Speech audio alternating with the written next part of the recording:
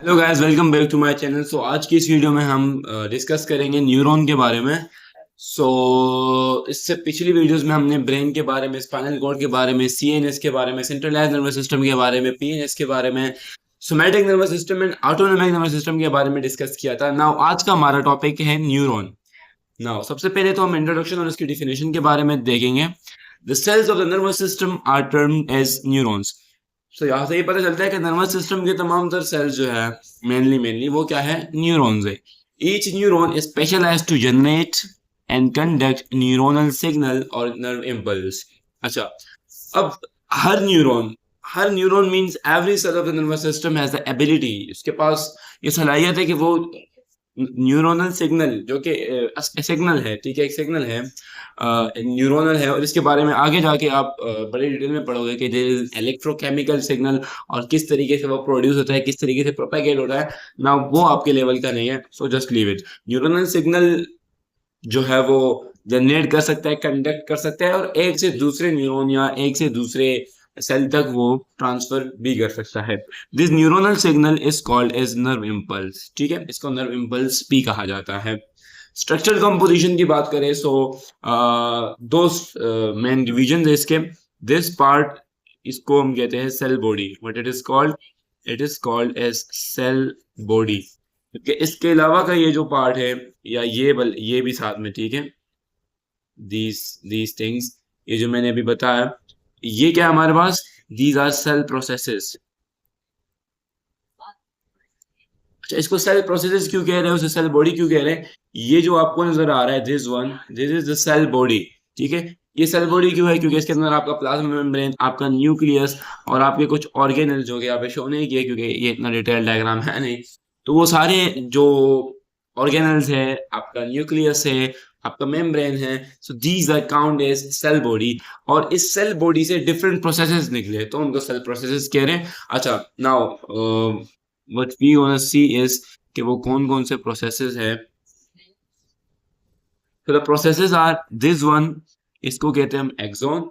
ठीक है, this one is the dendrite. ठीक है, और ये नीचे इन्होंने बताया भी है।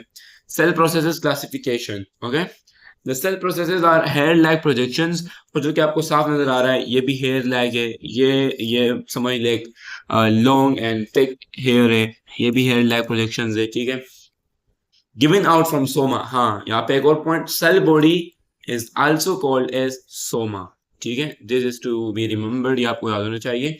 दे are of two types, one is dendrites and other is the axon. ये जो छोटे आपको हेयर लैग प्रोजेक्शन दिख रहे हैं, और जो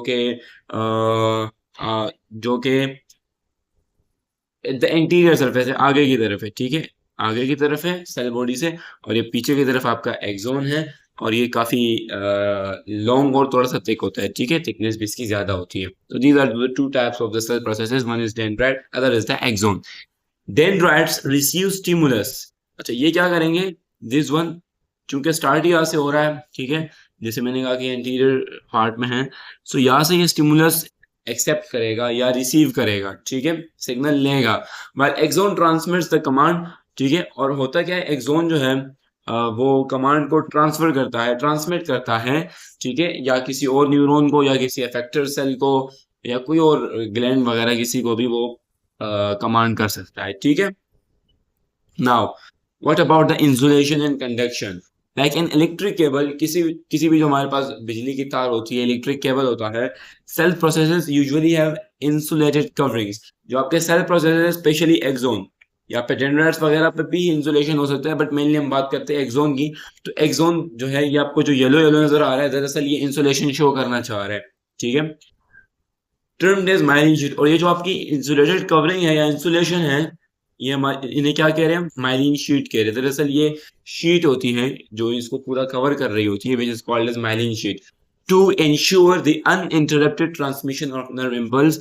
जो कि अश्योर करती है कि जो आपका नर्व इम्पल्स जा रहा है, न्यूरोनल सिग्नल पास हो रहा है थ्रू द एक्सोन, उसको इंटरप्ट ना किया जाए। जब बाहर से कवरिंग होगी, तो बाहर का कोई भी एयर हो गई, क्योंकि ये इलेक्ट्रोकेमिकल सिग्नल है, स्पेशली एक्सोन के अंदर इलेक्ट्रिकल सिग्नल ट्रांसमिट हो रहा होता है।